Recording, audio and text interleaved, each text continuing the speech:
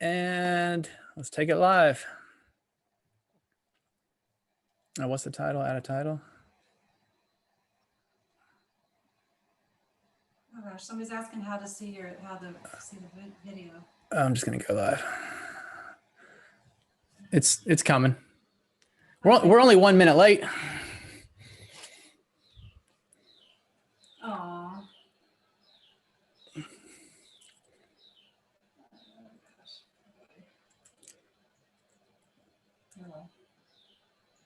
We're good? Mm-hmm. It says live. All right. I think we're live, Mark. All right. All right, everybody. My name. Yeah, I think we're good. We're good. All right.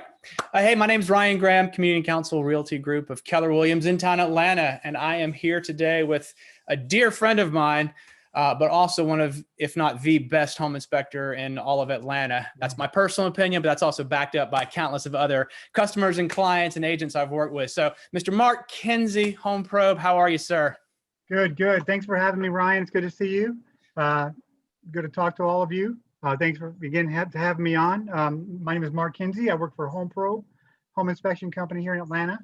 I've been doing this for about 6 years, which translates to about 2,500 inspections. So I've seen a lot of underneath the house, the underbelly of the real estate industry, I guess you'd call it, which crawl space joke, probably not that funny. I mean, it's quite literally the underbelly of the house. The underbelly of the real estate transaction. I get to see that stuff. So I've been around. I've seen things. One thing about this profession is no house is the same. So even though your house may look the same color, same structure, they're all different once you go inside them and really open them up and take a look. Yeah, I imagine so. So Mark, let's talk about what differentiates a home inspector like yourself from just, and I'm not taking shots at anybody, just somebody less experienced, less qualified. What sort of training, continuing education, certifications, what kind of stuff do you have and you feel is important and why? Right. Well, as you know or may not know, you don't have to be a licensed home inspector in the state of Georgia. So Ryan, you can grab a flashlight, go jump in your truck, go out and say you're a home inspector, and you'd be right. You are a home, you're doing it.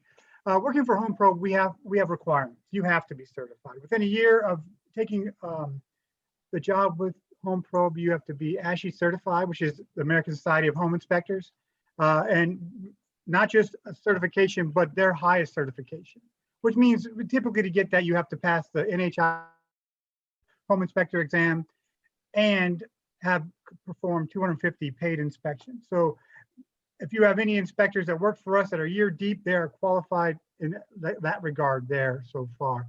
As we continue to grow as home inspectors, there are different certifications you can get to kind of up your ranks. And me personally, I am a combination ICC certified inspector, meaning like plumbing, building, structure, mechanical, which is your HVAC, and electrical. So I've taken the ICC exams for that.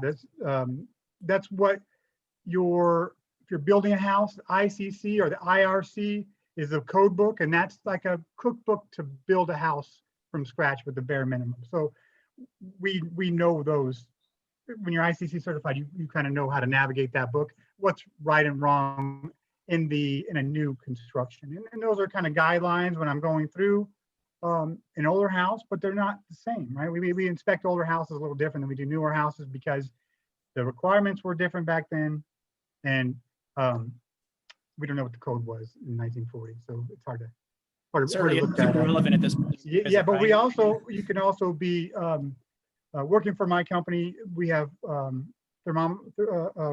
licensed thermographers, infrared camera operators, where we actually can see through walls magically. That's magic to me. And a few other, smaller things, but mainly the licenses we carry on a day-to-day are NHIE pass certificate, our ASHI certification, certified inspector certification, and then probably half of us out in the field have an ICC certification one way or another.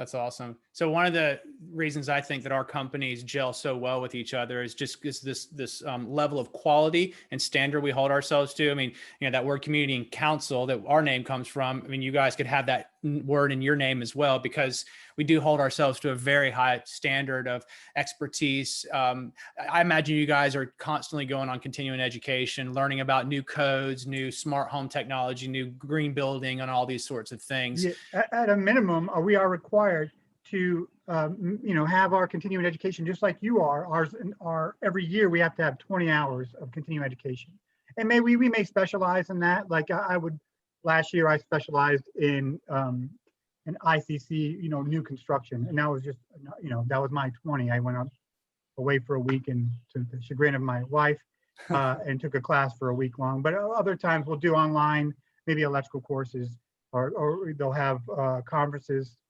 throughout the United States where we'll attend to get that 20. And that 20 is a minimum. Our company usually goes a little bit beyond that. Now, when you went away for that training, you didn't happen to tell Jen that it was at Hilton Head and there was golf courses there, did you? That wasn't. It was right on at the Bobby Jones golf course in Alabama. So nice. they did play a little bit. I told her this is being recorded, Mark. This is being recorded. She might be watching, but oh no, she did not play golf on that trip. I'm sorry, Mark. I just did you in, didn't I? All right. Well, enough about that. All right. Real high level perspective on this. Simple question. In your opinion, what is a home inspection and what isn't a home inspection? Okay. I'll try to simplify this. So to me, a home inspection, I'm going into a house. I'm looking for these big things that we're going to need to know before we buy this house, right? My goal is to give my client the most knowledge they could have to make an informed decision, right? So do I care if all the doors latch? No, not really. I'll put that in the report as a courtesy, just so you have a work list when you move in. But I'm looking for the major structural movement, the plumbing that just needs to be replaced, the electrical panel that is a safety issue now. The big things. I'm looking for the elephant in the room, or we're hunting elephants, right? We're hunting those big things. You need a new roof. That's 10 grand. You need this. The things that actually you should either negotiate or at least know about before you buy the house. What's not a home inspection is a list of,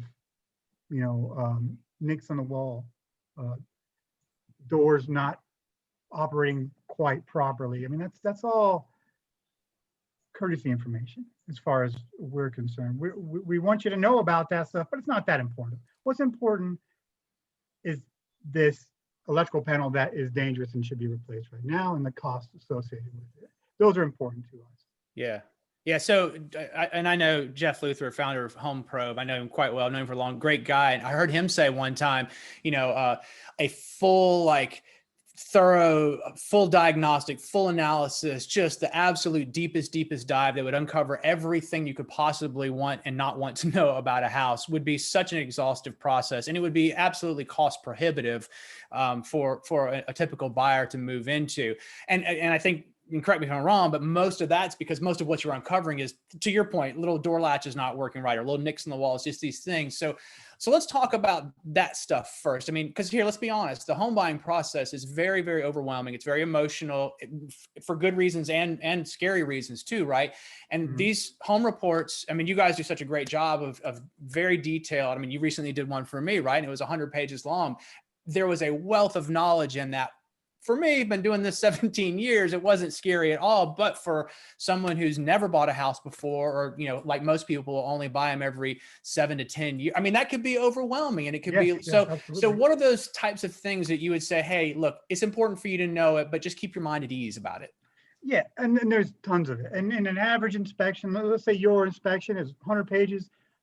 There was probably 25 pages worth of really important stuff, and everything else was kind of, depending. I don't know, I know yours, but a lot of times I don't know the client enough to know what experiences they've had in the past where they have an issue and they're afraid of cracked glass or whatever it may be. So I want to make sure I throw it all on there. But some things like maybe your seals have been compromised on your windows, where the two pieces of glass of a double glazed window has the seal's been compromised, and so you get that fogging or even moisture sometimes in that glass. Well, the implications of that are almost non-existent. You can't physically feel the difference in the insulation value of window that has lost its seal and a window that has not lost its seal. But it's ugly. If the window has failed, and it will always look that way until you fix it or replace it. Do I care? I mean, I have a window. I'm not going to show it to you, but I have a window over here, trust me, that I've been meaning to replace, but it keeps getting to the bottom of my list, getting put down to the bottom of my list Yeah. as my list grows. So there's a lot of stuff like that. In older homes, you get a lot of displacement in the floor, right? You get that, and now it's kind of unusual when I go into older home and I don't have that. We may make a note that that's there just to kind of set the client at ease. It's like a be advised, know that that's there. And when we see that, we do look at the structure underneath there if it's available, and we make sure that's not happening because of failure of the structure. A lot of times it's just because the years go by, different contractors have done different work, things settle, stuff like that happens.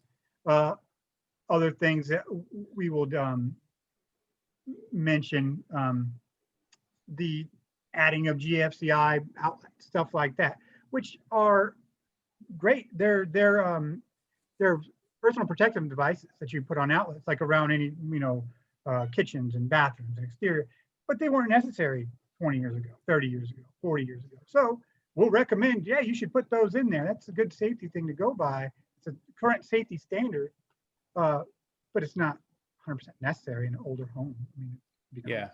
Yeah. All right. So you've alluded to what I'm about to ask you about already, which is there are those things on occasion that come up that get our attention, right? So it's not necessarily the elephant maybe that you were mentioning earlier, but hey, this is something that either needs further investigation or needs immediate attention. These are the types of things from the realtor's perspective that we might look at as reasonable things to start a conversation with the seller about, it ought to be addressed. This actually impacts our perception of the value of the property in such a way that if it's not addressed, then maybe a lower price, right? So it can start a negotiation. So what kinds of things, and not from the realtor's perspective, but from the homeowner's perspective, what sorts of things, not the elephant, but there's in that middle ground where like, hey, you need to, and not only what are they, but then what sort of guidance and advice do you give to your clients about how to take the next steps? Yeah, everyone knows water, right? Water in the house, it's your arch enemy. You hear it all the time. Water intrusion in your basement or crawl space, it's a big one, but it's not necessarily thousands of dollars to fix every time, right? There could be water in the basement as a result of your rain gutters being clogged. And often in a home that's vacant, when I'm inspecting it, there's that deferred maintenance on the gutter. So I'm getting new water into the basement. It can be fixed relatively easy. Sometimes it can't. Sometimes you need to get an AquaGuard or one of these bigger companies to come in and take a look, even smaller companies, but another set of eyes to come in and take a look. So water intrusion in the basement or crawl space, and proper wiring, right? So if someone has put in a sub panel and they weren't necessarily qualified to do something like that, well, we'll see some hints as we go through, and we'll recommend an electrician to come through and take a look at that. And a lot of electrical things would be safety, right? Anything that's safety concern, I want to make sure everyone knows about it. Now, I'm not going to say don't buy the house. I would never say that, because some things are wired improperly. It just needs to be fixed, and everything can be fixed for the most part. Just how much money it may cost you. Some other things would be, of course, like leaks in your plumbing. A lot of older drainage, and like the neighborhoods that you and I live in, there's a lot of cast iron drain line. In itself, it's not a big deal, but it does only last so long. And we often find small signs of leaking and failure on those that should be addressed easier. So little rust, pinholing, stuff like that. Sometimes you'll have failed product that when it was installed was okay, but after a few years, the industry decided it wasn't, caused enough damage. Polybutylene plumbing, the gray piping you see that everyone's afraid of, stuff like that, which aren't necessarily terrible problems, but there's a stigma attached to them, right? We'll point out those issues and be happy to talk clients and agents through them. Why are they issues, and what are the implications of not changing them out? So we can almost go in every system, a roof, right? Your asphalt shingles on your roof. They only last, the 3 tabs you see last maybe 20 years, 15, 20 years. The thicker ones, the architectural, maybe 25 years. So if we inspect them, when they're 20 years old, we're going to say, maybe this whole thing needs to be replaced as far as the shingles. And that may have a big cost implication associated with it. The structure, maybe I mentioned earlier, like sagging floors and stuff like that. We also have that in the roof, maybe some dishing out of the roof. Well, often it's because someone's done some repairs to the roof that wasn't correct. And maybe not fixing those repairs may cause more damage to your house.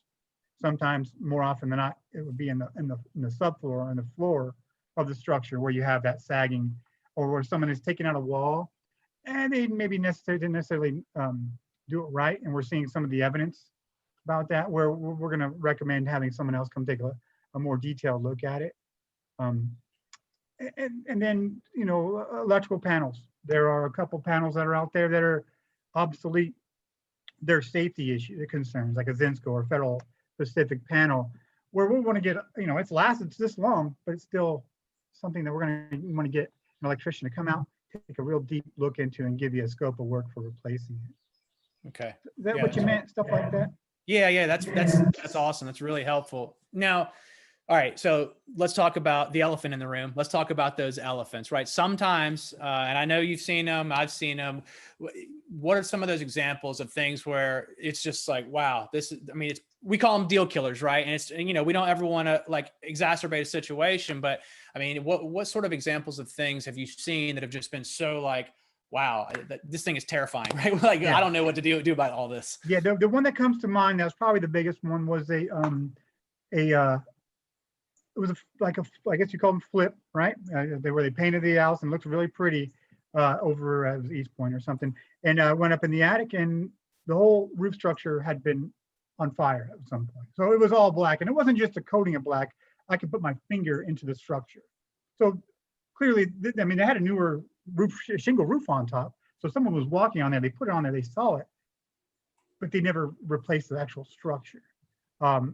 And at the point I could see that structure and I put my hands on it, I knew it wasn't safe to walk on the roof. So it's one of those things that it's not just for replacing the roof, you have to replace the roof structure, and that can get very expensive. That was a bit of a surprise to everyone involved. Maybe not everybody, but everyone that I was dealing with. Also, we'll see structural issues that are really pretty concerning when water can cause movement of your structure. You see those big horizontal lines in your foundation wall. Well, that's typically hydrostatic pressure, water pushing your foundation. And depending on how much movement it's already had, sometimes you can prop it up and stop it. Sometimes, in some situations I've seen, you can't. It's already the wall's moving. It needs a major repair. And I'll never say, maybe in private conversation with you, I'll never say deal breaker, because everything can be fixed, right? But is it 30 grand? Is it 50 grand? Are the sellers going to want to help pay for it? Or, those are the things that you guys are good at negotiating and determining if that money is well spent on that property. Yeah. No, that's what we always talk about. Has this new information, has this new understanding about the condition of the property changed the value of the real estate in a way that is so significant that it just doesn't make any sense for anybody to move forward, right? Because really realistically, how many sellers want to drop the price by 20 or 30%, because of something? At that point, it's probably an insurance claim or something else. Yeah, and then they may be hoping that they're going to get, wish that people wouldn't think this way, but maybe they're hoping to get someone that's not going to be as informed next time. Well, right. And how many buyers are going to want to move forward? And that, it comes to, it may be a question of trust, but maybe it's just an issue of, that's a lot of work. I'm on a timeline. I can't wait. I need to find something here in the next 60 days, not 6 months, right? A lot of variables for sure. Yeah. And we may see a place where, the deck needs to be completely rebuilt. That's cool. We'll get to that. And people we'll get to that when we get to that, or the client will have that position. Or I cannot move in a house with a deck that needs to be replaced. And everyone's different. And we will typically meet the client, and we'll try to talk, or we'll try to get to know them. You guys know the client. That's your job. You know them. They're part of the community. they trust you, and then you trust us, and hopefully they trust us. So we try to tie that together. Here's what we think is important. What do you guys think? What do you, that's where you take it and decide what's best for the client often.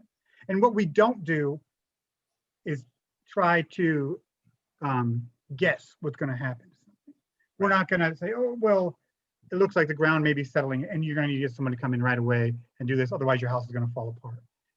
We're not alarmists. We're not going to come in and say, you have to do this. Oh my God, I can't believe this. You'll never hear us saying stuff like that because everyone goes in thinking it can be fixed and everything can be fixed. And typically things aren't that bad. They're not as bad as they look.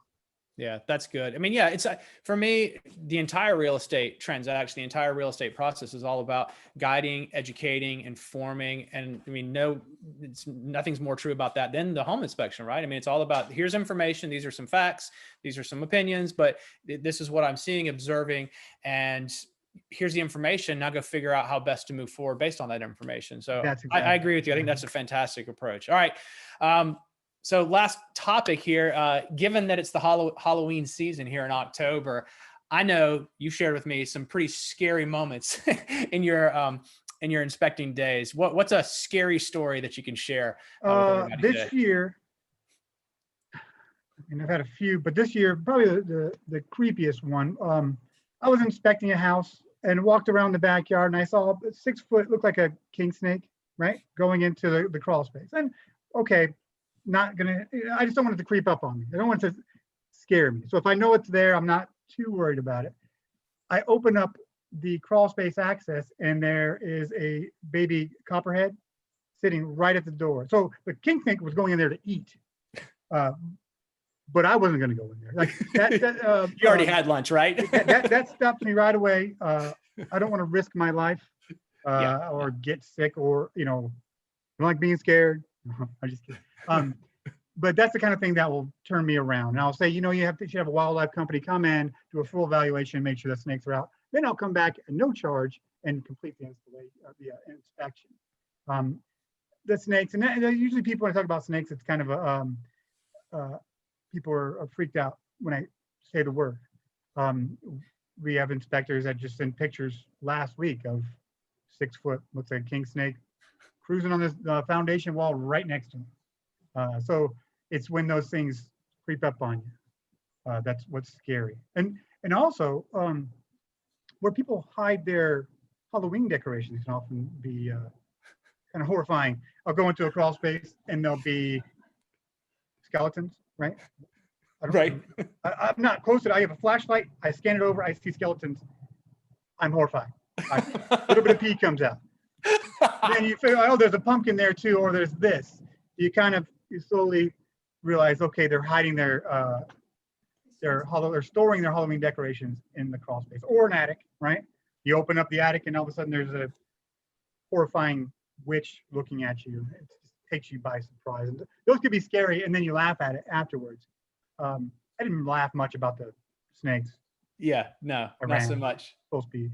So we should have a seller's property disclosure for the seller to give to the buyer so they understand what the seller knows about the condition of the property. And then another seller's disclosure disclosing to the home inspector where all the horrifying things that could scare the bejesus out of them are located, right? Right. And our job is to go through the house and look at everything, opening drawers and stuff, not like like the regular cabinets and bathroom drawers and stuff like that. And sometimes people don't put the stuff away they probably should.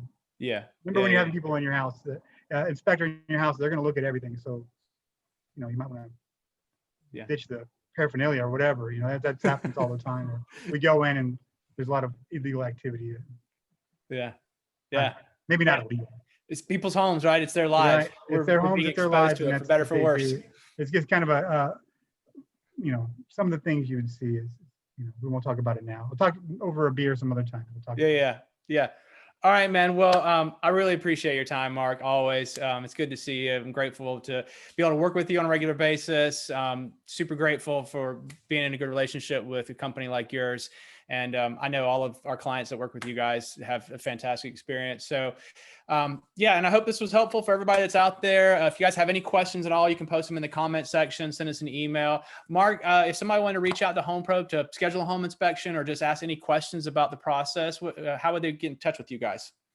Yeah, I got the number right. Sorry. Sorry, I don't know that by heart. Yeah. Um, Your website's is it HomeProbe or home-probe.com? It's info@home-probe.com is the email. And or you can reach out at 404-218-1040. And that's even if maybe we're not representing you and your client and you want some reliable technical information, give us a call. We'll be happy to help out. Anyone in the community, right? We want to help people. That's what we're in the business doing is helping people make informed decisions. Sometimes they're not necessarily our clients, and I don't mind spending a couple minutes talking to someone about some technical issues that they have.